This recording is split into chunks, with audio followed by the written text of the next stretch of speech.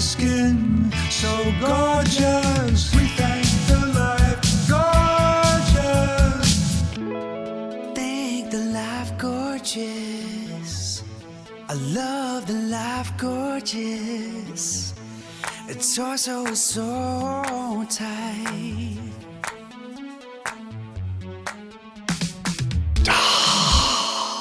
Ladies and gentlemen, welcome to Life Gorgeous. My name is Mr. Kilborn. This is where I share my magical life in hopes of improving your life. You know, I say every podcast is special, but I'm allowed to say whatever I want. I'm saying extra special. I met this man for about 30 seconds at a Vikings game this year. First time I ever met him, always admired him. I think he's a Minnesota treasure. LeBron James says he's a national treasure. He is the voice of the Minnesota Vikings, Mr. Paul Allen. Hey, Greg Kilborn. Yes, sir. For those who are, I don't know, low 40s, 30s, 20s, and they see you and you're so super gifted and talented, the only way I think about it is LL Cool J. Don't call it a comeback. Craig's never been gone. But I have so much reverence for the work you've done from SportsCenter through the Late Late Show, the Daily Show, and movies, and your quick wit and the gifts God has given you, that I decided to drive 30 minutes away from my house, the Minnesota Vikings, Twin Cities Orthopedics Performance Center studio, which nobody's using, so I could have this badass lighting, because Life Gorgeous has gone right to the top of the charts. Thank you, sir. Your lighting blows away my lighting. It's overcast out here in Los Angeles. There's a winter storm. Really? And of course, I grew up in Minnesota, so I can handle this stuff. Yeah, that studio is amazing. You look great. I was kidding about shaving. Don't ever shave that power beard of yours. One of my least favorite things in life is shaving. Yeah, you see, with the way some looks are morphing, let's say 20, 22, 23, 24 and on, if you take that thing on top of your head and mesh it with my beard, right, I think we would have an identity all unto our own. So, first of all, do you remember when we met and what was said? The 30 seconds that we met.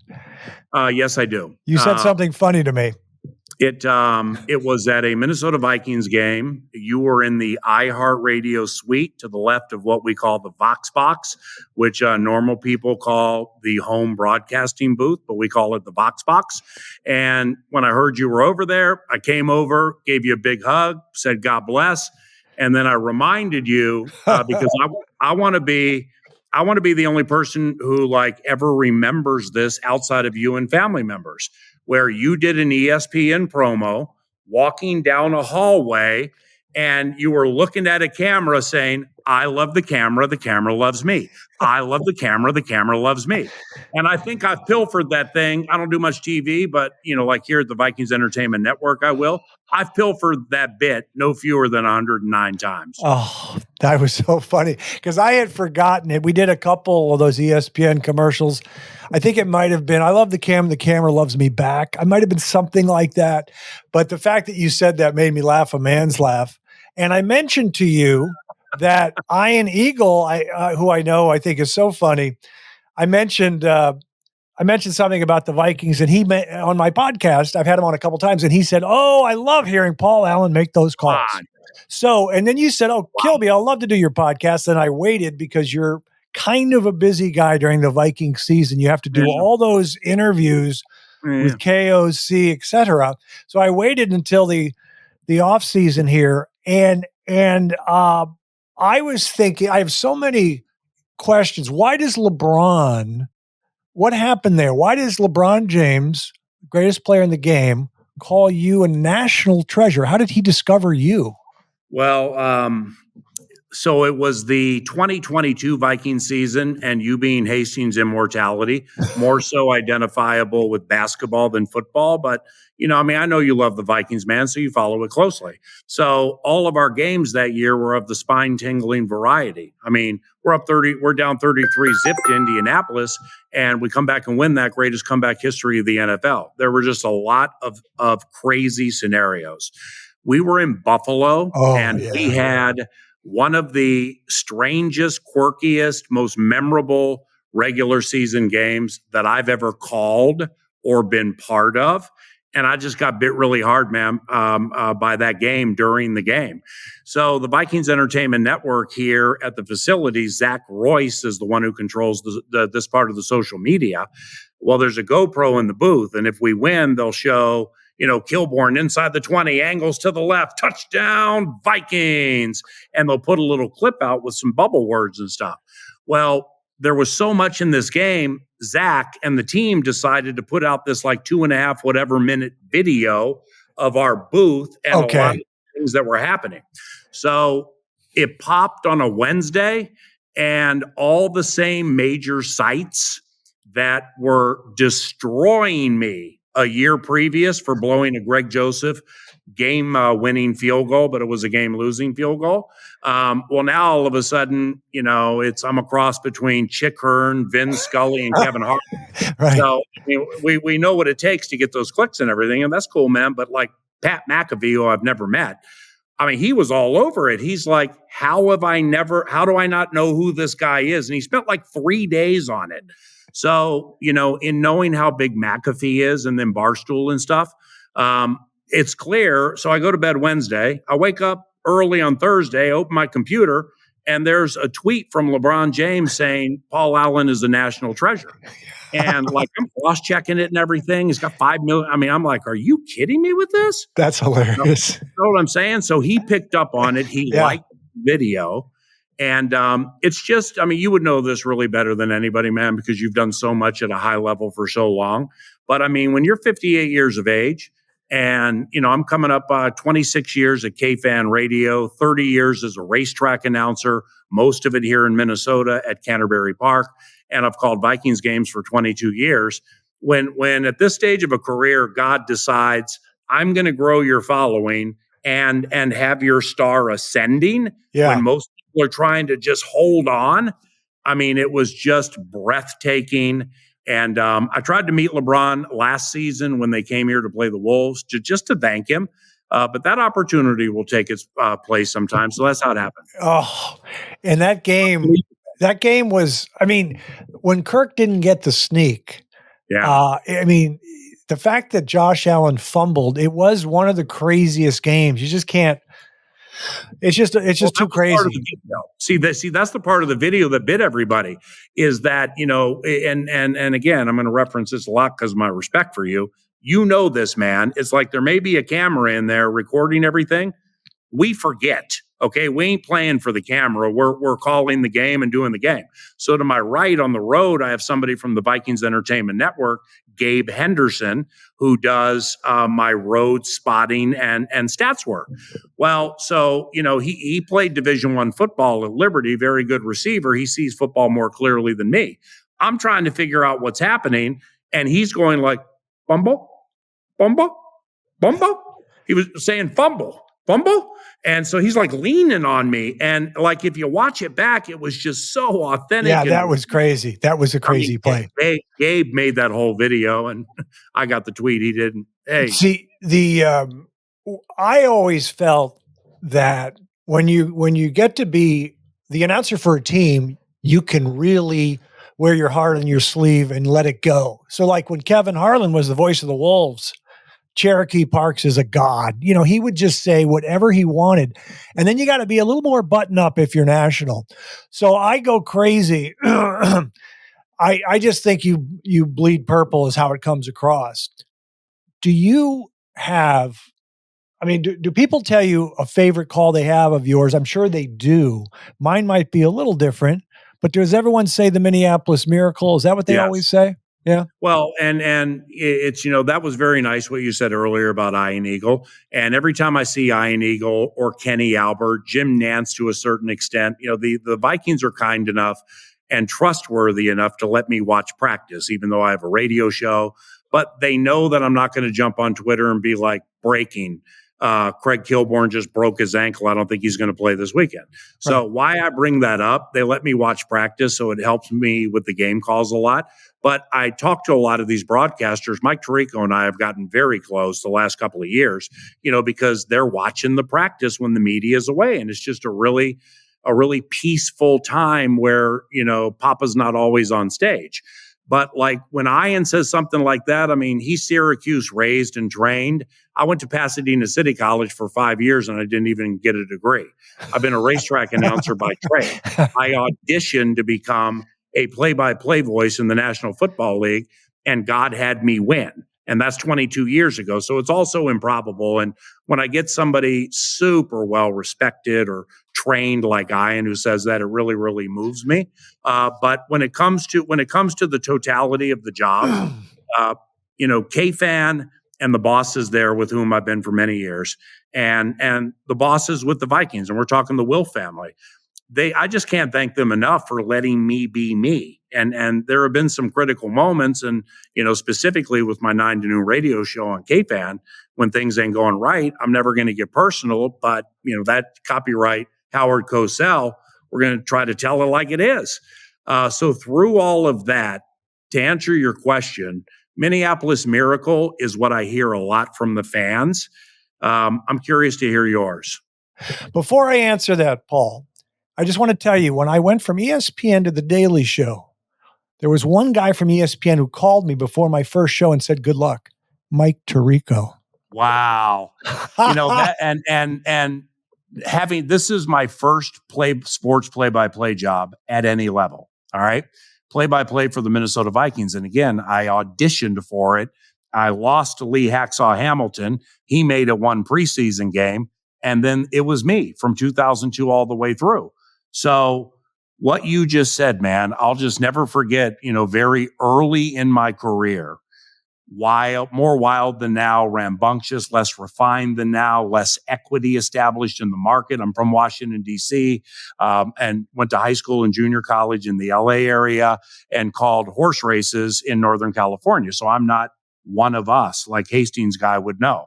But Chad Hartman from Chad and Barrero, along with Kevin Harlan, were the two very early in my career who they confidence, or they just cared enough to like pull me to the side and help me and say, this. And Kevin still to this day will talk to me about things like that. But that was vital, and you never forget him, just like Tirico, man.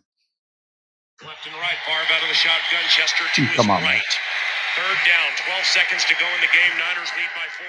Favre back to pass, pumps to the left. 8 seconds left. He gets away from the pressure, fires to the end zone. It's caught! It's Greg Lewis. Yeah, that's your favorite, really. How do you like that? How do you like that? I mean, yeah. Okay, now wait a second. That was great, wasn't game it? 3 of the season. What? That was unbelievable. How do you like that? Yeah, it wasn't the third game of the season, but we were undefeated during that time. Brett Favre changed everything for me on multiple levels. I'll explain in a second. But Greg Lewis had just gotten to the team that week, hadn't played a play. And I'm just very, very, not surprised, but I mean, I knew he was in the game, but I didn't know he was in the game. But when he caught it, I knew he was in the game. So and his feet were in bounds. And his feet were in bounds, back center-ish of the end zone. That was a fun moment because Mike Singletary, brought a Niners group into Metrodome led by former Vikings quarterback Sean Hill, with whom I'm close. He's salt of the earth. And with Manny Lawson and Alden Smith, I mean, they were just beating up the Vikings. So physical, we weren't going to win the game. But Favre did what Favre does. And, in watching Brett, Craig, during the course of the season, but more importantly, behind the scenes of practice, man, you just really have an appreciation for how it's done and how you can push the envelope the right way and how cold-blooded he was. Cousins is awesome. I love Kirk, and he's incredibly good at what he does. But after you see Brett, and then we start wheeling through a bunch of different quarterbacks that didn't stick, it just kind of ruined it for me, But that's nice of you. Thank you. I have a little bit of a structure here, but I might want to talk Vikings with you now. I was going to save it for a second. But I just wanted to, I was going to ask you, and I could have done a little more research, but I like it to be more spontaneous. I didn't think you were necessarily from Minnesota. So I was born in Kansas City, and then I lived in New Jersey. My dad was a New York Giants fan and a Knicks fan, and he took a transfer to Hastings, Minnesota. He worked in St. Paul. So right when I was right before kindergarten. So I grew up in Minnesota, and I grew up watching the Vikings. And I fell in love with basketball because I was good at it. My dad wanted us to play baseball, but I was really good at basketball. But you seem like you're a Minnesotan now. So how old were you when you first came to Minnesota to start working there? 5 years of junior college with no degree means I have to do this. 76, 86, 9. I was 31 years of age when I got here full-time in 98. The racetrack, Canterbury Park, reopened in 95, and that's what brought me to Minnesota. I was doing a vagabond/gypsy trail for 5 years, 6 months in San Francisco calling races, about a month and a half in Grand Island, Nebraska at Fauner Park, filling in for a guy. Then I get up here to Shakopee, do 3.5 months, go broke for about a month, and then do the whole cycle again. So I was traveling around the country doing that, but landed here full-time in 1998. And the serendipity of that is it was my first full-time year at KFAN, making a whopping 29 grand a year. Whoa. And doing a 10-to-1 show with a co-host, and Vikings fan line opened up. One of our bosses, Greg Swedberg, came to myself and Jeff Dubé and said, so-and-so doesn't want to do fan line anymore. Are you guys interested? And we're like, hell yeah. So I jumped into Minnesota Vikings football for the first time in my life, not doing play-by-play, just doing a radio show in 1998. If you can't get bit by a team and fall in love with the team and then cry at the end, which I did, the 98 squad was not for you. Yo. So when you were growing up, you said you grew up in DC. What was your team? What was your sport? Hail to the Redskins! Hail victory! I lived right outside of Washington D.C. and the Washington then Redskins, everything to me. The Washington Bullets with Elvin Hayes, Wes Unseld, Kevin Greavy, I was going to say Kevin Greavy. I think Bobby Dandridge. Dandridge was on Kevin Greavy with no 3-point line. I mean, yeah. Seriously, Kevin Greavy and downtown Freddie Brown for Seattle with no 3-point line. Holy cow! I mentioned downtown Freddie Brown, and when people say, "Whose jump shot did you like?" I say Mark Price, downtown Freddie Brown. I loved it. But I've actually heard you interview Finchy, and you reference you grew up watching the NBA. I can tell, just like I did. You know what I'm saying? And Craig, I know there are more teams now, and I know it's different, and I know you're not going to get a vitriol to a level in a playoff series where Robert Parrish in Game 5 punches Bill Laimbeer in the face, knowing he's going to get suspended for Game 6. But you know what? We're up 3-1. So Game 7 is going to be back here. So, I mean, like, that never is even pondered anymore. And that's probably a little over the top, but you know what I mean. Right. But back then, man, and not to be get off my lawn guy, but we just, we talked about the Sixers or the Bullets, but then the Sixers with Dr. J and then eventually Moses Malone, down Atlanta way, Doc Rivers, Dominique Wilkins, Tree Rollins, Caldwell Jones. Then the Mavericks with Mark Aguirre and Roy Tarpley and Rolando Blackman. Then here comes Stockton and Malone and Glove and Kemp, and then Detroit with it was just a bloodbath back then, and I fell in love with it. Yeah, so I was Walt Frazier. My dad was a Knicks fan, so my first favorite player around 1970 was Walt Clyde Frazier. Had his book Rockin' Steady, A Guide to Basketball and Cool. That's awesome. And then I discovered Dr. J. So everyone thought I was a Larry Bird fan. I love Larry, but Doc was my guy. So there was a time I kind of hated Larry. But when I was in high school, as a senior in high school, and I was being recruited by different colleges, including Montana with Mike Montgomery, the Stanford coach later, and Montana State, and Missouri, Norm Stewart was in my living room. I got a phone call. My mom answered the phone. I was a senior in high school, and my mom said, Kevin McHale is on the phone. And he was a rookie with the Celtics, playing so well as a pro. And he said, hey, I worked at Montana State camp with Stu Starner, the assistant coach. I think it's a good school if you want to go there. And I said, oh, yeah, that's great. hey, I'm a Dr. J fan. I don't want you guys to beat the Sixers because they can't win in the Garden. They can't win in the Garden, Craig. I'm sorry. So I was like, I love McHale, but I had to root against him because I was such a Dr. J fanatic. Hey, well, and let's see. So I graduated high school class of '84. How about this? So I'm in Washington, D.C., as you mentioned, up to 79, 80, 81, something like that. Well, via divorce, my mom then picks me up and moves us and me to right outside of Pasadena in Los Angeles. So I'm playing basketball. I love basketball. And I get there in Magic Johnson's second year. So now it's Magic and Bird, the Rockets with the Rockets with Lou Lloyd and Granville Waiters and cats like that. People don't remember Louis Lloyd. He went to Drake in Iowa, and he moved a step slow. He did his own rhythm because guys would say he'd throw him off. You know how Paul Pierce moves at his own speed? Well, Louis Lloyd, Black Magic, moved at his own speed, and he'd shoot off his opposite leg. Yeah, I remember him. And so the Lakers are taking off. Now the Clippers are playing at the Sports Arena by USC. And no, there's Danny Manning. So I took senior year of high school, 1 year out of it. I took one of those security jobs where you wear the yellow jacket, CSC. People probably have seen it at big sporting events. I took that job so I could work at the Sports Arena during Clipper games to see Michael Cage and that shiny Jerry curl grab 25 to 30 rebounds a game. I loved him. When I first came to LA out of college in the late 80s, I thought it was cool not to root for the Lakers. That's where all the famous people, the beautiful people, they decide on what they're going to wear to the second round and the third and the finals. It's a social event. So I was rooting for the Clippers and Quentin Daly. No one could guard Q. Wow. But the Clippers were fun. But so that's exciting. So you played a little bit of hoop. And let me now go into the Vikings because I have a lot of questions. So they call it a hockey state, but the Vikings rule the state, and I just live and die with them. And you mentioned you get you got emotional sometimes. I got emotional a couple years ago when they won at New Orleans when they weren't supposed to, when they threw it down to Thielen and then they threw it to Kyle Rudolph for the touchdown.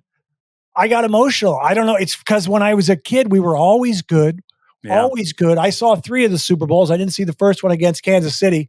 I loved Chuck Foreman. I loved Ahmad Rashad. He was smooth. And Anthony Carter, my favorite game ever, 87 at Candlestick, when they upset the best team in football, the Niners. So let me ask you some questions. Well, first of all, I want to get, because you're a snob and you're a dedicated fan, and I just want to get this 45-second piece out there about that New Orleans game because you just triggered a bunch. Well, that's the game Everson Griffin and Danielle Hunter went inside as tackles. Yes. And caught Sean Payton off guard, slowed the game enough so that you were able to find a way to win it. I mean, Zimmer, brilliant defensive mind. That was, kept under the cover of darkness, and it worked. Secondly, Kevin Stefanski was the offensive coordinator. That's one of the, if not the best football friends I've had in my 2 decades. When Kevin got here with Brad Childress in 2006, when I was waiting for Childress for our weekly Wednesday interview, I'd wait in an office right next to Kevin, and he was like 24, 25 years of age. All he had to do was tell me, my father's general manager of the New Jersey Nets. Well, or something like that. Ed Stefanski. Well, and so he loved the NBA. So that's all we ever talked about. Kevin and I are very close to this day. Thirdly, that play to Thielen. I think it was Marshawn Lattimore who got hurt on the play. Yeah. He leaves the game. In comes a corner named Patrick Robinson. Very good career, but he hadn't played the entire game. It took Kevin 3 seconds to make sure he could run, and Kirk threw over the top of him because he wasn't fresh. He wasn't, he was too fresh. He just came into the game. It worked. Then you closed a big boy, Kyle Rudolph, salt to the earth. The locker room, a scene from the locker room after that game you're going to love, because a lot of these kids and a lot of these younger players, Craig, with Cousins, a lot of all they know outside of he's incredibly accurate, very kind, very theologically sound is you like that. You like that. So, but he never would do the bit. Well, he's back in a corner and they're all around him and come on, 8, come on, 8. And his voice cracked and he goes, you like that? You like that? And I'll never forget that moment. It was, wow, it was so stimulating. Oh, that was it. I told you it's like it. Yeah, oh God. And I think because I'm outside of Minnesota, I have this different perspective where I know everyone wants us to win the Super Bowl locally, and it ruins it for them if they don't. And I talk to Jets fans, and they say, "Yeah." I said, "You guys won one." He goes, "I'd rather be good all the time. I'd rather like the Vikings; they're good all the time." And I say to the Vikings fans, "You want to be bad most of the time and win one?" They go, "Yes." I say, "Well, I disagree." So I like that we keep trying, but I like that we're always relevant. We're always good. I get so much satisfaction out of watching. I don't know what you just said. I mean, I think you just said, all right, we got Kansas City, then we got East Coast, Clyde the Glide with the fur coat, and then we get Hastings. So that means inherently you are a deeply rooted, scarred Vikings fan who may just have said, I kind of always just like being good, but never winning it because it doesn't ruin the bid. Is that accurate? Well, no, I want to win one, but I don't. For a lot of the Vikings fans, they're miserable until we win a Super Bowl. And I'm happy that we have a good team and hold space that we're going to win a Super Bowl. Okay? Mm-hmm. That's what I'm saying. I just think these other guys are too dour. So I'm going to bring up a couple games. And in my opinion, if you have the most dominant team, then you can win the Super Bowl. Sometimes we don't have the best team, but then I look out there and I say, oh, we can play with anybody. So the Brett Favre game, I guess 2009 down there in New Orleans, that one killed me, but this was my attitude prior to the game. I said, we're better than they are. We're going to lose, but we're better. Howie Long, they did their prediction. He says Minnesota's better, but they're going to lose. I couldn't predict the turnovers. I mean, you know that game. Did you predict Bounty Gate and the blatant cheating? Bounty Gate. And then the other one that was devastating was, and we had so many total yards more than they did, but we had 525 and we turned it over 5 times. Exactly. Yeah, I still remember. But here's the one that somebody wrote in the Minneapolis Star-Tribune, and I just laughed so hard. They called the timeout. They're almost in field goal range, and then they get 12 men on the field. And the guy in the Tribune wrote the most inexcusable team penalty in history for the Vikings. Coming out. I mean, so what happened on that 12 men in the field? Do you know, or is it too painful for you to talk about? You don't have to talk about it. Man, it's, I've heard Fahu Tahi, the fullback. All right. Now I think he was the extra guy who shouldn't have been out there. So now you get into the he said, the she said, and we know, the you know. I got no idea who orchestrated it, who blew it, who took the L. All I know is just like you people have heard in the call, is Ryan Longwell would have made a 55-yard field goal in the Superdome, and we would have had a comped 8-9 day trip to Miami. That's it. Yeah. I just know he would have. And despite, as I call Sean Payton, the anti-Vike, despite everything that was taking place with the high lows on Favre, well, there's Big Boy. I mean, there's HOF with the purple ankle right at the end, moving us down the field. I'll never forget, man, we came out of the 2-minute warning, P. Bursage, the analyst, and I, Greg Coleman on the sideline. We come out and they make us hot, as they say in the business. They run a play. And then I was so excited. I said to Pete, it's 2 minutes to go. The Vikings have the ball and Brett Favre to get to the Super Bowl. This is all anybody wants, and we have it. Right. And then they moved it down. And then, how about this? So very early in the game, Craig, Sidney Rice scored a touchdown, first touchdown of either the game, but certainly first for us. Well, he mocked the Sharper shimmy, the Darren Sharper dance he used to do. He mocked it. All right, so that's very early in the game. Let's go all the way to the interception. Well, Tracy Porter picks it off, gets run down by John Sullivan. What's he do? Runs and faces the Vikings bench, does the Jared Allen calf rope Oh, wow. right in their faces. Oh, yeah. Yeah, Somebody told me, a unbiased NFL fan, they said, you know, the Vikings, if they would have won that game, they would have beaten the Colts because they couldn't stop Adrian Peterson. Yeah, and they And were I banged hadn't scouted it enough to know, but Mhm. I was concerned if Favre was play with the ankle, and everyone says, of course, he'd shoot up and play because he's Brett Favre. So let me hit you with this. Let's just talk. I get a game, kick man. out of this. I get Wow, what a a memory. kick. Yeah, I do get a kick out of talking with both coaches and broadcasters about the team. So we beat the Niners this year, and they talk about a competitive rebuild.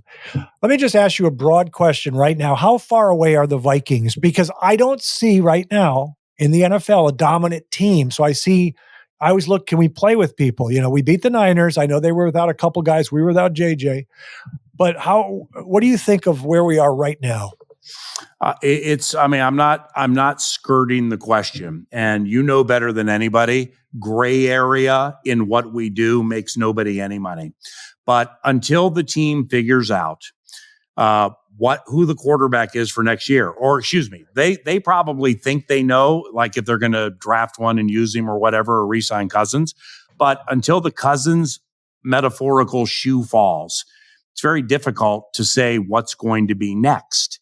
Now, for the first time in X amount of years, the regime, Kwesi Adofo-Mensah, and it's difficult cutting Eric Kendricks and Dalvin Cook and letting Adam Thielen go. That sucks. Thielen had a really good year.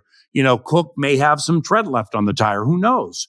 But he recognized that, you know, having to search between couch cushions every free agency season for nickels and dimes, that ain't it. So difficult decisions were made, and now they're 20-ish or whatever, at least under the cap. Maybe it can get better. So, you know, that's part of this whole transition. But it's Kirk Cousins. There's no way am I going to say, and I'm certainly not speaking for the team here at their facility doing Life Gorgeous, but I'm certainly not, stamping the team with this. This is my opinion. Kirk Cousins has X amount of high-end years left in him. And when he went down with that Achilles at Lambeau Field, not only was he killing Green Bay, but it was just the newest version of Kirk where he was playing the best I've ever seen him play. That Monday night game against the Niners and Dre Greenlaw, I mean, he had Dre Greenlaw on the run the whole game, and Dre's high end. So, you know, if Kirk is back as the quarterback, I like the way the offensive line is going. You got the draft. Flores is no joke with the tricks and the elevation of one thing I like about Brian, one of many, is I was told this into it. If you're an average player with Brian, you get good. If you're good, you get very good. If you're very good, if you will do it right, then you can become great. And then I saw it with what he kind of piecemealed together this year. But think about the game, the fact that they even won 7 games or whatever they won with that 4 quarterback thing. I mean, it was unbelievable this year with the 4 quarterback trick. And then you get a guy who can run, but he can't throw. And then you get a kid deer in the headlights. Well, then Mullins comes in and it looks like what O'Connell's offense looks like, you know, but then there are some turnovers. So the only way I can answer the question is to know exactly who the quarterback is. But O'Connell and his staff, and I mean, the coaches here are phenomenal. And you saw in 2022, when they have their full complement, man, they'll hang 30 on you, and I don't care who you are. If you protect Cousins, he will make any defense anywhere pay, and that's proven. So that's my answer. So I like what you said. You're being very level-headed on that response, by the way. I like Kirk Cousins. I know we have to move off of him sometime. I hope we draft a QB in the top 10. We got to take swings. If the Bears can go Trubisky and then Fields, and now they're going to go Caleb Williams, we have to take swings in the draft. Agreed. And I hope Cousins gives us a discount. He was playing the best football of his career. I don't think, obviously I want someone who's a little more mobile. He's extremely accurate. I was surprised because it's the first time I can remember that the offensive line was good in pass protection, because I liked Sam Bradford, the way he would sling the ball. He could laser that ball. He had bad knees. But so I like our offensive line. I think we have to improve it. I love our receivers. We're good. Too bad about Hawkinson. He'll be back. Love Brian Flores. I'm optimistic that we're right there, even though I know how tough the division is. So I think we're there. We just can't miss on any draft picks. You know what I'm saying? Well, there's a lot of pressure on these guys drafting. But Craig, you hit on the A topic, man. I mean, and this is, at least in my opinion, the A topic. So doing 9 to noon, KFAN.com, iHeart Family. We start when we're done. I don't immediately dive into Antoine Winfield Jr. is a free agent. We have to beg, borrow, and steal to get him. He's from Eden Prairie, and his dad's one of the greatest corners in the history of the team. What we will slowly build things. I'll go to the combine. I'll get steam from either my friends or things that I pick up, and then we'll unfurl it in March. But the A topic is being here at a football facility. I mean, whether it's here, Winter Park, or whatever, I've just been around football people long enough to know that when you lose the way they did with the circumstances through which they went, and you're picking 11th, that I haven't heard it, but there are people here saying, well, this better be the last year we're picking 11th. We're not going to pick 11th again or anywhere around 11th. That's just like stereotypical cliche in sports in the NFL.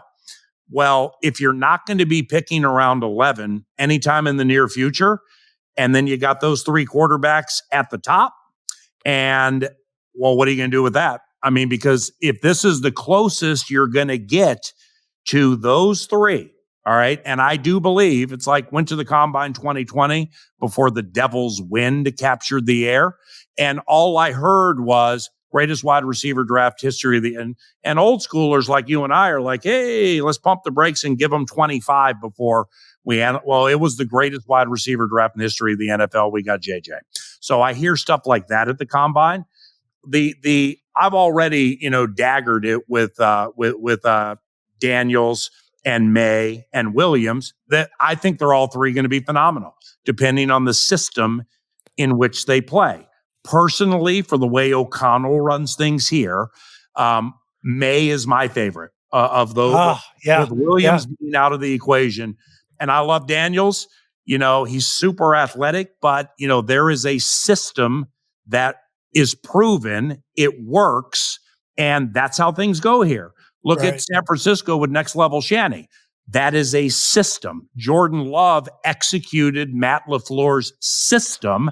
And once it meshed, so it's not bad to be a system quarterback. Shoot, Joe Montana was a system quarterback. So for me, May fits that beautifully, but you'd have to beg, borrow, and steal to get him. So then after that, now you're in the gridiron Gospels version of purgatory, where now you're at 11, and okay, well, that ain't going to be Penix, that ain't going to be Nix, that ain't going to be McCarthy, or is it? I don't know. We're just in a weird spot, man. Yeah, it is. It's like, I don't think this is quite the right analogy. I don't even know if I'm right. I think it was Shaq, Alonzo, and then Leitner third in the draft. I can't remember what it was, but we got Leitner, but we were so close. I know, we're so close. Wow. And then there's that weird thing where I just heard this, you probably heard this a year ago, but I just heard it about 2 months ago, that the Vikes really wanted to get Brock Purdy as an undrafted free agent, and then the Niners took him last. Yeah. It's such a crapshoot. But this, man. I mean, you're going to hear a lot of things because people lie. So therefore, everybody's going to say that.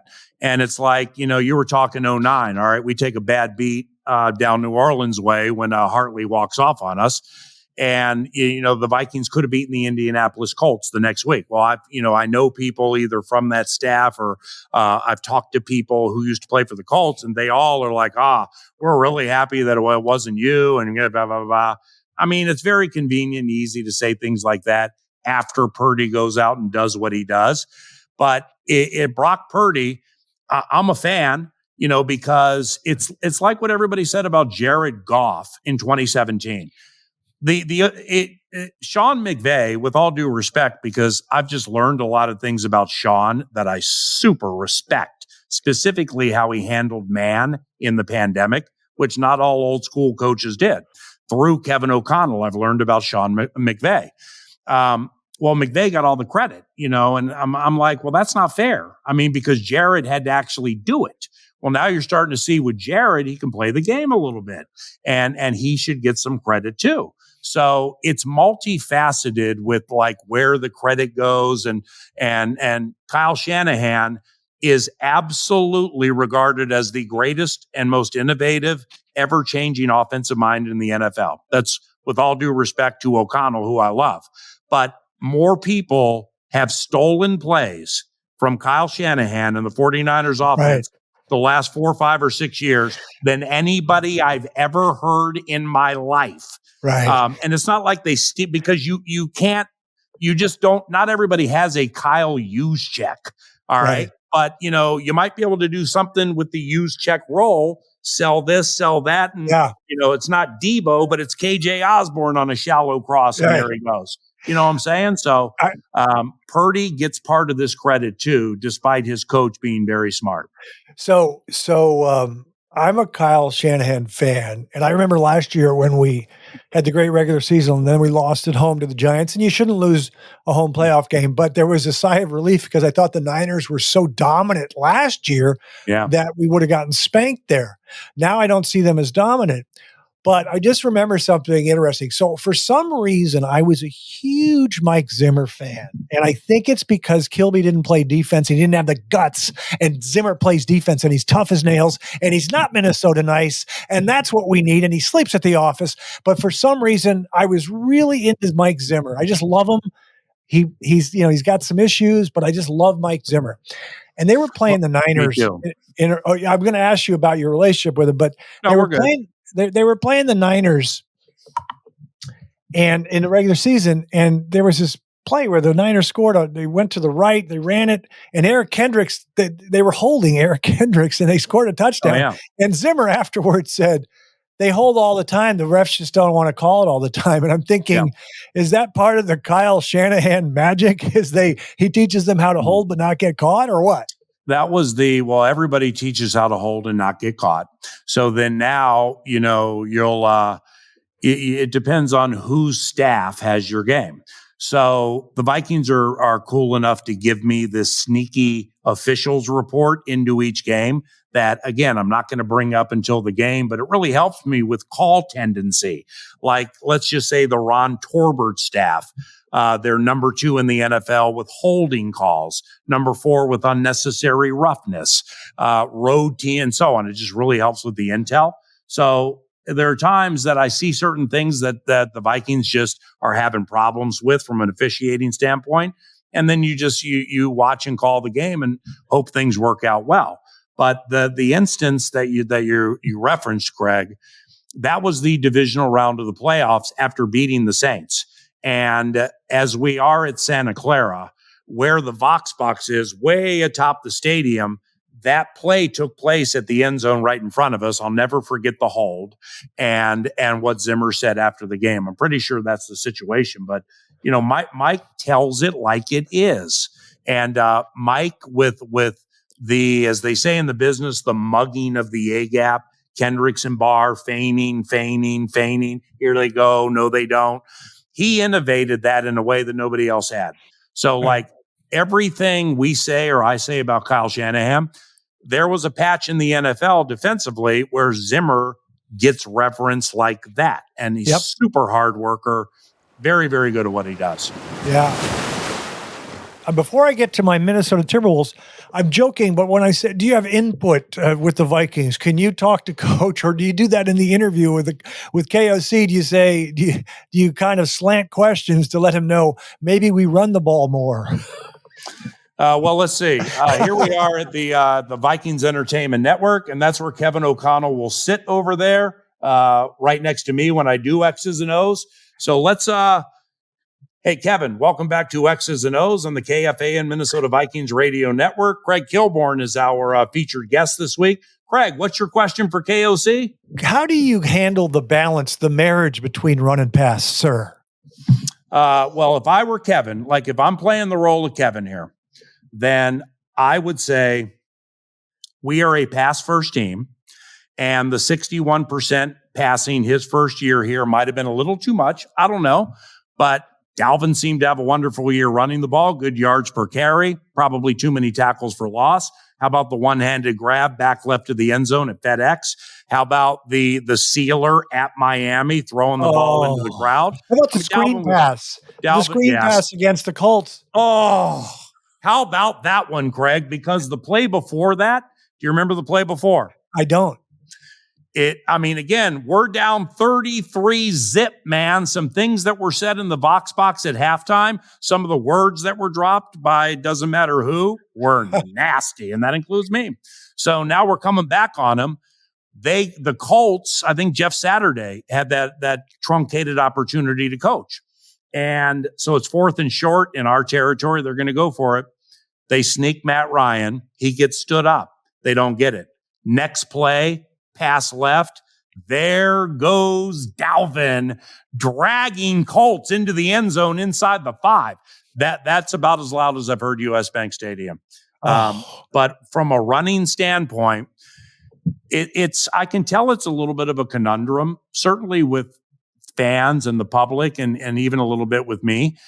But if I'm O'Connell, I'm like, we're a pass first team. Our quarterback's super accurate. We have Justin. We got all this stuff. And by the way, the middle zone scheme is incredibly good. So they're always going to be pass first. Now, when it comes to running at certain times of games, I can't cherry pick any like instances. I don't do that. But how am I going to put this? I think Kevin would concede that, just because he got the job off a Super Bowl is super kind, honest, and his culpability is terrific, specifically with the players. So he's ballyhooed. Well, that doesn't mean those who are super gifted and talented and blessed, they don't need to mature or grow or learn. So, Kevin gets the opportunity to learn as he moves on about things he needs to do better. Maybe it's part of the running game. I got no idea.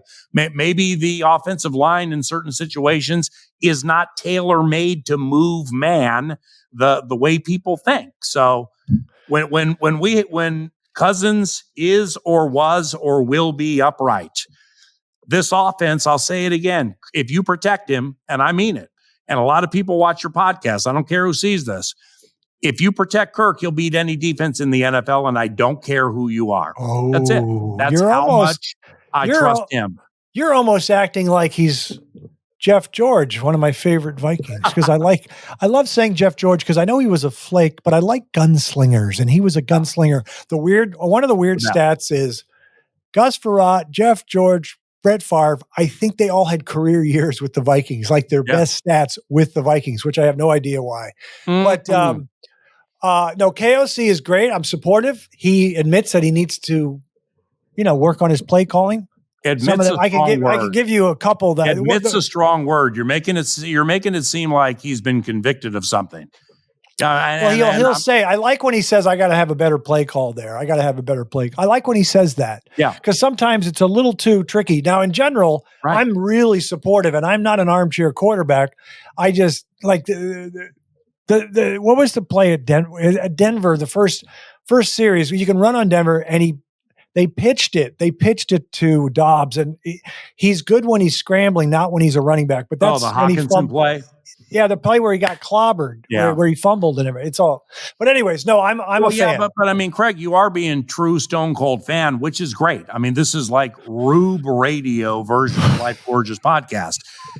On that play, Kareem Jackson cheating and hitting the quarterback in the face, that counts too.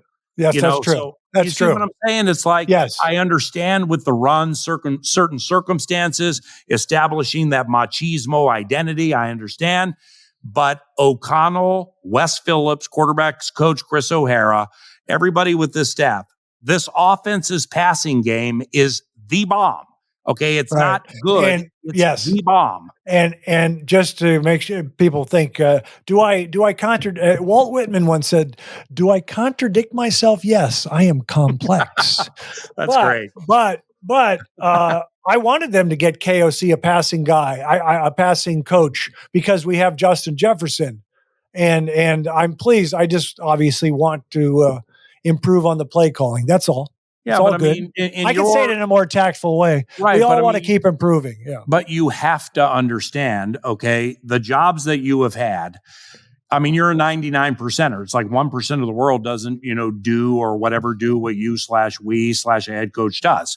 All right. So to whom much is given, much is expected. And you're gifted, and God has blessed you in a way with confidence and savoir-faire and Charisma. vocabulary and Charisma is an easy one that kind of covers everything. I'm kidding. Lord Kilby, the movie Curse, the whole thing. Okay, so you've been blessed that way. But when we're in Bristol and we're having shoe size contests with Chris Berman and Rich Eisen and everybody else, and you're trying to establish your lot in life with the pecking order, God rest the soul of Stuart Scott, you weren't as good in your second year as you are now. Or when you were killing it on the Daily Show or whatever, you weren't as good that you had to learn. Yeah. So when I say Kevin has culpability, that's important, because those who don't in this day and age, you're going to get left behind, brother. Yeah, we all have to improve. Maybe that's more tactful. We all have to improve. I'm a KOC fan, and I'll tell him privately what I want to tell him. Finchy last night, coach, all-star coach, and I'm a big Finchy fan. I know you get to interview him, but what are your thoughts on Coach Finch? Had him on the radio show today. He joins weekly. Chris and I hit it off kind of like Flip Saunders and I did when I first met Flip. God rest his soul. Chris and I were about the same age. We're both from the East Coast. And like you and I can share these Elvin Hayes versus Caldwell Jones stories. And he was really into stuff like that. So Chris and I really hit it off more so on a personal level. But then, we started talking about the show. He's been on the radio show pretty much since the second week he got here. And I love it. He's vulnerable. He's honest. And he runs that line. Coaches can walk. That is so difficult, of being the boss, being the surrogate dad. But by the way, when something happens against Charlotte, he's going to jump on and say that defensive effort was disgusting. And he's not going to lose the locker room. Now, if you watch Anthony Edwards talk about Chris Finch, I mean, he loves him. Chris has told me Anthony likes to be coached hard, but, it can go one of two ways, man, with social media. It's like they see it and it's like, dog, he said, what about me? Or some sister, daughter, brother, friend is like, dog, they can't be talking about you like that. Okay, so that happens, but it's not a problem because Chris is authentic. So when we were talking on the radio show today about the All-Star game, just kind of, the good thing about Chris is kind of like the way you would do interviews, because God gave us the quirky gene, is I can talk around things where he knows what I'm talking about and just laugh about it. Like Mike Malone, who coached it last year, was like, that's the worst basketball game that's ever been played in the history of basketball, talking about the All-Star game. So Chris and Mike are very close. So I'm kind of talking around that. And I'm like, all right, St. Elmo's with the shrimp cocktail. How many times you been there? All right, you got a place in Florida and it's sunny and you could fish in Indianapolis. So, we're joking around a little. And then I'm like, if you want to splash, minute and a half to go in the game, tight game, sit LeBron and KD for Anthony Edwards and Karl Anthony Towns. That will splash. And that's hilarious. So Chris is able to laugh about it. And, like the Vikings here and K-Fan and everything, it's my heart is with you. It's about the only way I can put it. My heart is with you. I don't care about breaking news. I don't care about being the first to know something. I don't care about, hey, did you hear this? I don't care about any of that. That's why I get to watch practice. That's why I get to have a relationship with the coach like this. And it's very, very important, and to do, this specifically the radio show and the play-by-play, as long as I have, and to have the relationships that we have fostered, those, when I'm done, that's like with Stefanski and stuff. He's in Cleveland and we still text and or talk all the time. those are going to be some things that I really, really miss. Yeah. So I know Finchy, and he's great, and we chat hoops every once in a while. And he'd do this. He's done it. I had him on about a year last season. I had him on. He's the greatest. Yeah. What my thing is this with the Wolves is initially, I was an NBA fan for 20 years before 1989, before the Wolves came into existence. And then I just was like, I'm just so glad we have a team. And I know how hard it is in a small market. Now that we have one of the top teams, and I saw us play Game 5 last year at Denver. I said, we can play with these guys. I'll always look to see who's dominant. Maybe it's the Clippers this year. I can't tell. But I know we're one of the top 4 or 5 teams in the league. I believe that. Don't know what's going to happen. I'm pretty realistic about it. I know everyone will freak out if we lose in the first round, but if we play the Lakers, we don't know what's going to happen. But I can handle all of this because I know we can play with everybody. I love Finchy. I put a lot of it on the players. And I'll say this on occasion to people. Ant is unbelievable, but he has to work on his passing, and the turnovers kill me, and he has to work on his floor game, and he will. That's why I love Mike Connolly. Let me ask you. Well, Anthony Edwards, by the way, picked up his 9th technical foul against Houston. Yeah. When you get a 9, that's Draymond Green territory. Yeah. So when you're talking about the work on the things, and I love Ant-Man. Probably my favorite player in the league, either him or Jimmy Butler. And so that's maturing too with Anthony, but go ahead. Yeah. So I love when coach puts the hammer down when he says that was a disgusting performance. One of my favorite things in the NBA, I'm going to tell Finchy this once. I said, I'll love it if you ever do this. But in the beginning of a game when the team is flat, Mario Popovich would sub out the starting 5. I just think it's hilarious, and I love Pop. But when Finchy, he tells the guys the right things. Don't foul on this possession down in San Antonio, and then Jaden fouls on the rebound. You can't do that. Johnson reaching around him. Yeah, you can't do that. So what are your thoughts as we are in a special place with the Timberwolves where, Paul, we can actually say, I guess we might have a shot at the championship, which is unheard of. What do you say we need to work on as the team for the team this year? So in beating the Rockets, Finchy got them to 35-15. That's the best record through 50 they've had since 03-04 MV3, Cassell, Sprewell, Garnett, when they lost to the Lakers in the Western Conference Finals, and Kareem Rush hit like 6 3-pointers. Bingo. Kareem Rush went to Missouri, by the way. Wow. It's always frustrating when a bench player in a big game goes crazy. But that's going to happen for us in the playoffs. Mm-hmm. And who's it going to be? I was going to say we may make a trade, so it might not be Shake Milton. But anyways, we're going to have somebody have a great Troy Brown Jr. I still believe in him, man. He can shoot the 3. No, Naz Reid. Well, but people know Nas, so that's why I didn't say him, because he contributes. I wanted somebody a little more obscure. But what do you think we need to work on? Because I think it's the turnovers. It drives me up the wall. I'm going to ask you this. You're an elite NBA mind. Craig loves the camera. The camera loves Craig. You're an elite NBA mind. 3-pointers. All right. So trade deadline. Let's see. You said this podcast after we tape, it's going to be out in 4.5 months. So the trade deadline probably already would have happened. Just kidding. Somebody who can hit the example I used on my radio show today was a bad example, but it's the right example. Taurean Prince, because we had him. All right. Now, Taurean, his last couple with the Lakers, playing up there in the 30-minute mark, shooting percentage is better than it was here. He's hitting 2, 3, 4 3-pointers a game, steals it. But Taurean is, in sneaky fashion, one of the toughest guys that I think you're ever going to meet. Right. And here's how I know that, all right? Because in the very uncomfortable situation at the end of the year last year, I mean, we're on the grind, we're losing games, Finchy's tripping out. And now all of a sudden, I can't remember who we're playing, we're at home. And now we got a civil war on the bench between Stifle Tower and Slow-Mo. And we got Gobert throwing a punch at Kyle Anderson. Okay, watch Taurean Prince jump up out of his chair and go after everybody. And I'm like, that's my dog. Okay. He's tough. He's mentally tough. Somebody who can hit some threes, some 3-and-D. I guess McDaniels can be that, but it's just so in and out with the offense and stuff.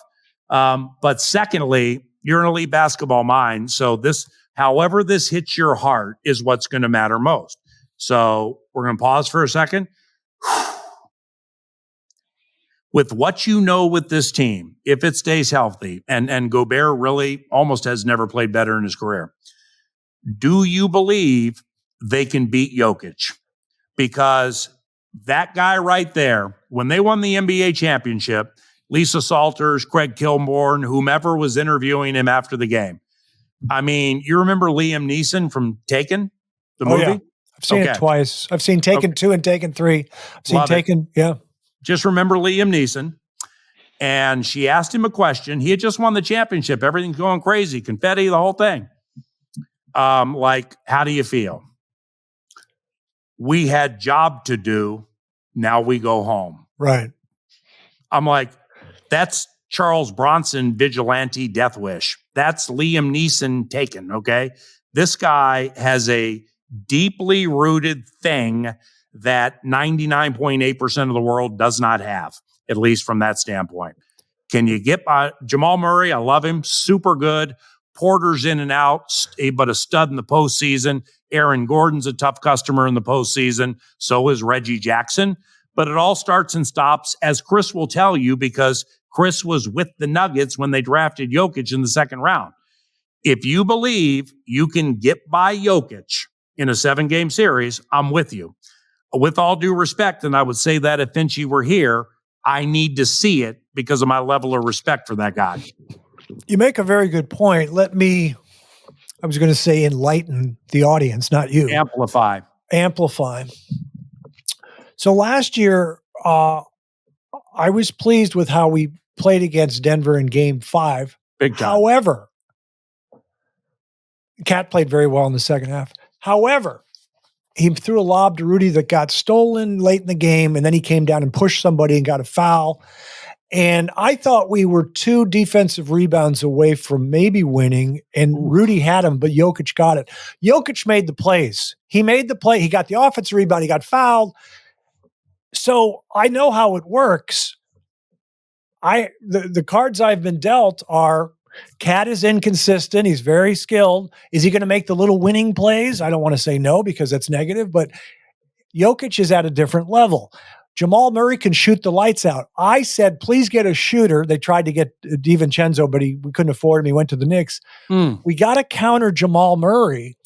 So the only way we win is if Ant is playing at, it's like the first time I was a Dwayne Wade fan. When he won the first time, when he averaged 37, they beat Dallas. And somebody said, well, the superstar, Dwayne Wade, outplayed the superstar Dirk the first time. Of course, Dirk won it a few years later. You got to outplay these guys. I'm just hoping. I'm not as fearful as Denver. I know what you're saying because Jokic, you're right. But I feel like we could play them close. Sometimes I'm worried about, and I don't want to jump ahead too far because I'm enjoying the season. I'm curious about the Clippers because when the Clippers made the trade, I'm not a James Harden fan, and they lost their first 5. And I just look at talent and I say, I just don't know how these guys can lose. These guys, they have that many shooters and that many scores, and of course now they're not losing. Yeah. So I don't know what kind of. I just like that we play good team defense. I don't know about the intangibles. I think you're talking in winning intangibles, and it drives me up the wall with the turnovers with the Timberwolves. Well, that Spurs game you talked about, ma'am, where Jaden reached over Keldon Johnson at the worst time. And by the way, in that game, is Wemby 7'5"? He's 7'5", right? Something 7'4", yeah. 7'4". How about a 19-year-old at 7'4"? Stepping back for a 27-foot 3-point make. Oh, wow. I was like, hide the women and children when I saw that thing. But in that game, Kat and Anthony, I'm pretty sure, they both had key turnovers. So your best players turned it over late in the game. I see what you're saying. Yeah, that's what drives me up the wall. And but What about the Suns? Okay, I mean, with Booker and KD and Bradley Beal, and then Nurkic, you got Nurkic. You got to consider that. But see, Finch coached Harden in Houston, so I think he would tell you James is different right now. James has, he's not pounding it by half court, waiting for the pick. No, he's he's moving the ball more. Yeah, James has morphed his game. Kawhi's one of the great killers in the history of the NBA. That's the end of the story. George is super gifted and explosive. Russell Westbrook has accepted the bench role and reconfigured his game a little. So now you got Zubats and Plumlee, and then like sneaky Terrence Mann, good with defense and stuff. But the Plumlee and the Zubats part, I mean, if they could stay healthy, they want to bang on you and block some shit. Yeah. I mean, the Clippers absolutely are formidable. And then you got the big three with who we just mentioned with Phoenix, but it starts and stops with Jokic. I mean, when he starts doing that up by the foul line and free throw line extended, they see that on film so much that even if it's not coming, they get concerned it is. And he throws people off sometimes even before the game is played. So he's the best player in the NBA. Joel Embiid's the bomb. I love him. But yeah, Jokic, he's just on a different level with that. We had job to do. Now we go home. Yeah. And he makes it look pretty easy because he'll just back people down. He has the softest touch. I think sometimes the logic is let him get 40 and let's limit him to a few assists so the other guys don't get going. But I'm going to just to land this plane here with Denver. Cat has to outplay Michael Porter. Okay, that's that. Cat, you got to outplay him. Okay, statistically speaking, and contribution, big spot, everything. Jaden has to keep up with or outplay Aaron Gordon, just overall with what they do. Then you got Gobert, and I'm not talking position for position. I'm just talking aura. Okay, now we got Ant, we got Jokic. Let's keep it close. With all due respect to Ant, let's keep it close and maybe beat him. So then you get to Gobert and Murray. All right. Does Jamal impact the game from three and with his passing more than Rudy impacts the game with the rebounding, the blocked shots, making his free throws, and the putbacks? So that's just kind of how I look at it. Those dots would have to connect to get by those Absolutely. guys. Absolutely. It's difficult. And you think about how it would unfold. I want to say one more thing. You got me excited about the series. Holy cow. Well, I wanted to tell you, I want you to pass judgment on Kilby. I do this. So I get frustrated with the Wolves and I have to turn the game off. I've been watching for a long time. You get frustrated with every Minnesota sports team, just like you're calling 800-320-5326 and joining 9 to noon or bumper to bumper with Barrero. And when I'll turn games off and follow the score because I can't watch turnovers. I can't watch missed bunnies or whatever. So we win at OKC. And I texted my friend in the morning of that game, and I said, we're playing. I got a good feeling about this because we just blew a game. We just blew a terrible game. Yeah, and I said, we're gonna win tonight. And then an hour before the game, they said Mike Conley's out. I said, scratch that. We're probably not going to win. I turned it off with 3 minutes left because I couldn't go over the roller coaster. I'm sorry to admit that. I said, I just got to watch it. Sometimes I go, just will get the final score. And then I want to tell you this, Paul. That night, I watched the last 5 minutes 3 times. And then the next morning over coffee 3 more times. I just kept watching it. Yeah. Jaden hit a 3. Jaden tipped it in. Naw hit a mid-range jumper. Oh, Ant just dunked. I wanted to see how that clutch time offense worked. It's so bizarre. The intangibles, sometimes there's luck with the rebounds. Oh, it's right here, Oh, no doubt. Remember when Cat got the rebound down in Miami over Jimmy Butler and lobbed it to Rudy this year? Oh. I mean, it just happens. So am I weird that I watch it over and over again? Is that a little too obsessive? Well, I mean, when you have the cinematography resume you have, which includes Cursed. Cursed. And you've I love that. you've done what you've done. I am not one to say that's weird because you have the quirky gene. Your work ethic obviously is very good, and God bless you with skills because of what you've done. And everybody's been able to see it and hear it. I'm not surprised at all that you put in the work as a fan to really, really get bitten by what's happening with this basketball team. I'm not surprised at all. Who was the female lead in Cursed? Angelina Jolie. Christina Ricci. Top 5 movies of all time. That was his homework. I like to sometimes guess. What was that? So I don't see all these movies. What was that movie? Was there a movie called Secretariat? No. What was the? Yeah. Okay. I know you're a horse. You're a horse guy. Is that one of your movies? Good? Yeah. Okay. Let's hear your top 5. All right. Well, I don't watch a lot of movies. Okay. I don't get to the theater as much as I would like to. But I will watch movies at home, but probably not as much as some other people. So when you asked me for my top 5 movies all time, I wrote it down to make sure I didn't forget. Number 5 is Bram Stoker's Dracula. Francis Ford Coppola. I love the zombie and vampire genre. Dracula is more of a love story than a horror film. Anthony Hopkins as Van Helsing, Gary Oldman as Dracula. Hey, so I like the vampire Dracula zombie bit. Number 4, Hacksaw Ridge. How about that? The bravery, a man dedicated to faith, and the lives he saved, and the way he did it. It hit me right in my heart forever. Number 3, Cursed. Many, a 2005 flop. Shoot, even the creator Wes Craven was disappointed. Your role playing yourself, masterful.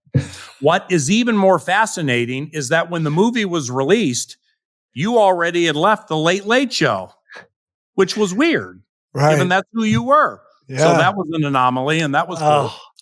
Cursed. Number 2, Gladiator.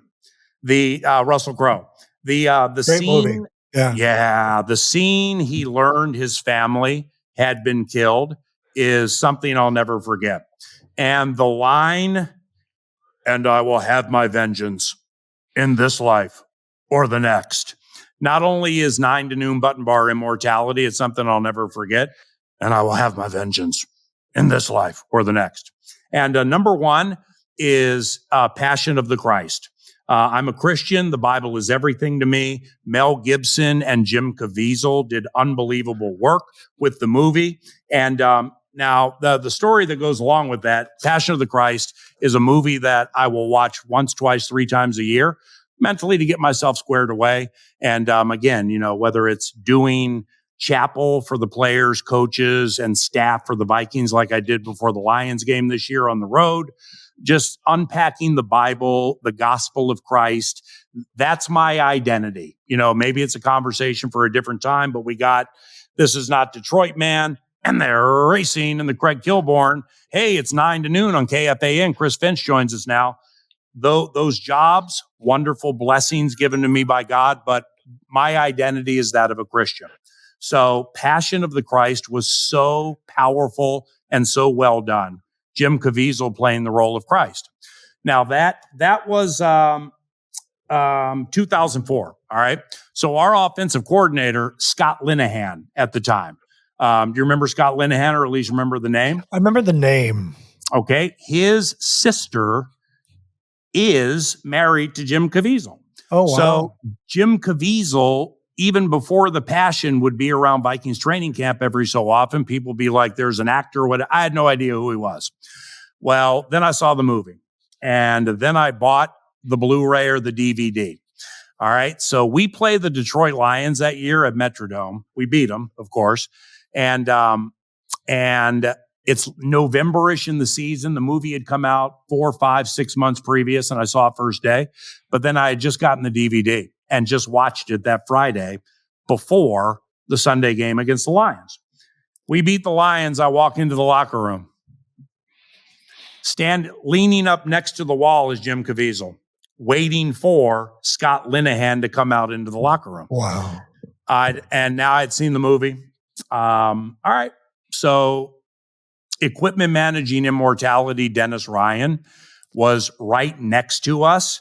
And he was bent over getting the towels ready and everything. And I said, so this is my third year calling Vikings games. And I said to Dennis, I said, can I please get a towel? And then he said, what? And I said, can I please get a towel? I introduced myself to Jim Caviezel and I know Scott, blah, blah, blah. Can I get a towel? Dennis said, all right. So then I looked at Jim Caviezel and I said, I want to clean your feet just in case. And I think he thought at that time it was one of the greatest things he'd ever heard in his life. Oh, wow. And I hugged him and we talked about the movie a little bit. I'm like, man, I want to clean your feet just in case, or fan you, or put oil on your forehead, or can I do something for you right now, please? So Passion of the Christ, outside of the Caviezel story, is absolutely my favorite movie all time. It's definitely better than Cursed, I'll tell you that. Now, I remember one little trivia on Passion with the Christ. I believe I can't remember how Mel Gibson made it. He was a bit of a renegade, and he made a ton of money where someone said, you know, he owns now half of Malibu because of Passion of the Christ. He bought a lot of real estate in Malibu after that movie. But that was but it wasn't, and you know more about movies than me, man. It wasn't like I think it was Miramax or whatever. It wasn't like big, you know, like Bram Stoker, Francis Ford Coppola, Dracula. It wasn't like Universal or whatever. Right. So therefore he had the opportunity to do that. And when I was putting this together just to get the, you know, cross the metaphorical T's and dot the symbolic I's, you know, I guess I didn't know how well Passion of the Christ did at the theater. Yeah. And it's one of the all-time greatest grossing movies in the history of like DVDs or movies, which for this Christian means there's still hope. Ladies and gentlemen, make this year your most awesome yet with a box of awesome from Bespoke Post every month. The box of awesome is filled with carefully chosen gear from the best small brands around the world. Let's see what I got this month. The Carnivore box. Very exciting.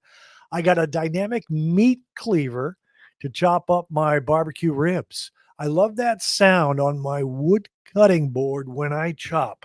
And I also got some American barbecue rub made by the Great American Spice Company in Rockford, Michigan.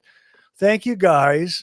So whether you want to drink and eat more awesome, dress and travel more awesome, or explore more awesome, Box of Awesome has you covered this year. To get started, take the quiz at boxofawesome.com. Your answers will help them pick the right box of awesome for you. It's free to join, and they release new items every month across a ton of different categories. When you become a member, you'll have access to stellar discounts across a plethora of products, and we're talking 30% off or more sometimes. Plus, with each box of awesome, you're supporting small businesses. 90% of everything that comes in your box of awesome is from a small up-and-coming brand. It's free to sign up, and you can skip a month or cancel anytime. Get a free mystery gift with your first monthly shipment when you sign up at boxofawesome.com and enter the code KILLBORN at checkout. That's boxofawesome.com, code KILLBORN, for a free mystery gift with your first monthly shipment. Boxofawesome.com, code KILLBORN. Proud of you. I'm going to give you a little trivia here. You don't have to comment on this. This was with Cursed, but they wouldn't, the guy wrote this, the guy who wrote it, I had looked at his house in Hancock Park. I can't remember the writer's name, but he was the writer. He worked with Wes Craven, and he said, I'll use Kilborn as the talk show host. And CBS said, no, we're not going to let him do that. Let him just do the show. And then somebody had to call CBS and say, you have to let Kilborn do it. Harvey Weinstein. Oh, wow. Anyways, you don't have to comment. Was Epstein Island not available? Oh, my God. Just kidding. Okay. Man, So I'm at the Vikings facility dropping things like that. We can't be doing that. we're finishing up quickly with the Life Gorgeous quiz. Simple questions, profound insights. First concert Paul Allen went to as a kid. What was the first musical concert you went to? Do you remember? 1983, a junior in high school at Glendora High School. Basketball fan. I played with Tracy Murray at Glendora High School. Tracy transferred from Pasadena High School. Remember Scott Williams played for the Tar Heels in the Bowl? Yeah. Well, he played at Hacienda Heights Wilson. And Tracy and Scott had some of the greatest battles that I watched from the bench or either in the stands because I wasn't good enough to play. But yeah, I played with Tracy, and then he went on to become the Pac-10 all-time leading scorer.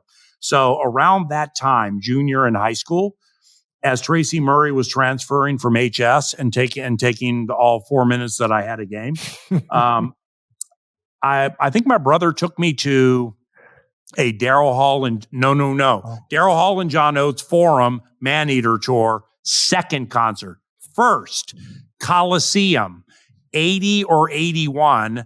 My brother Kenny took me to a Rolling Stones concert where the Jay Giles band opened for them. But before that was Prince. No way. Prince, God rest his soul, rolled out in a negligee or some kind of lingerie thing. And I don't know if he was doing the song Head or Dirty I don't know what he was doing, but that ain't a Rolling Stones crowd, man. And they were throwing stuff up on the stage. I remember hearing about that. He got booed off when he was opening for the Stones because he was couldn't even finish his set. Yeah.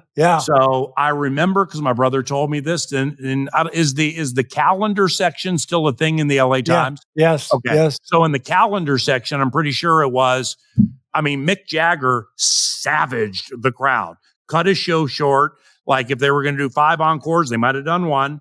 And, I can't get no satisfaction. All right, thank you. I mean, I'm not going to say he mailed it in, right? But they didn't get the 10 of 10 because Mick was giving Prince Rogers Nelson, his big start. Absolutely. And he was offended that these fools acted like that. So Unreal. Mick said something like, either I'm never playing here again or you won't see me I don't think he came back for quite some time. Wow. So that was my first concert. That's a great one. Favorite Minneapolis restaurant for Paul Allen? I like Revival, which is in South Minneapolis. They have one now in St. Louis Park and St. Paul. It's I grew up on collard greens and smothered chicken and peach cobbler and hot links, and so they serve a lot of food like that. It's called Revival. A guy I've gotten to know over the years, Nick, owns it. So with all due respect to every restaurant that wants to give me a comp, Manny's, J.D. Hoyt's, whatever, it's a Revival for me. A little jambalaya, maybe they have some of that. Oh, hush gumbo, puppies. maybe some gumbo. Who knows? Yeah, for sure. Your word is final on this. Greatest Super Bowl halftime show. Prince, Miami, when it rained, not even close. Too easy. That's too easy. Well, that was a softball. Yeah, well, that's okay. I mean, we just talked about Prince, but I mean, it wasn't a halftime show, but Whitney Houston singing the Star Spangled Banner at the Sombrero, as your former coworker would say, at Raymond James or whatever it was called then. I mean, that's something I'll never forget. I mean, I love Whitney Houston, man. There have been a couple of performers who have died within the last whatever years, Whitney Houston and George Michael, two of the great vocalists in the history of all music. And I cried when Whitney Houston died. I mean, she's my all-time favorite female artist. Daryl Hall would be the all-time favorite male. And I'm just a big vocal guy. I love it. I said to Jimmy Jam, who's the greatest. I know Jimmy Jam, and I like to just make statements like the Jeff George statement, but I said, is Daryl Hall, and there's a guy named Howard Hewitt that you probably shouldn't know, but he's the lead singer for Shalimar. Jody Watley. Howard Hewitt, top 5 all time for me. Are you kidding me? I didn't know you know Howard Hewitt. Okay, so I said to Jimmy Jam, we were having dinner once, I said, Daryl Hall and Howard Hewitt, underrated pop voices of all time. Two of the most, he goes, absolutely, man, because those guys could sing. I love Daryl Hall. You know what my favorite Hall Notes song? Daryl Hall has one of the greatest voices for using the range of any singer in the history of music. And I believe Mick Jagger was quoted as saying that.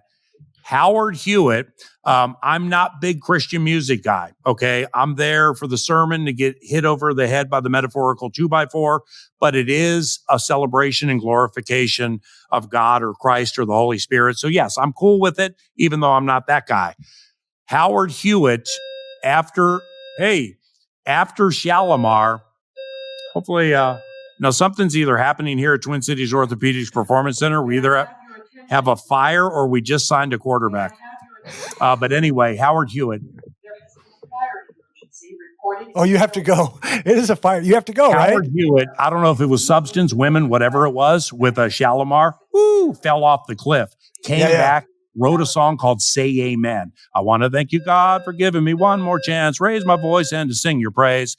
It's phenomenal. I love Howard Hewitt. I love you. What if the Vikings just made the biggest trade in the history of the NFL and everybody has to leave because the team and the place is on fire?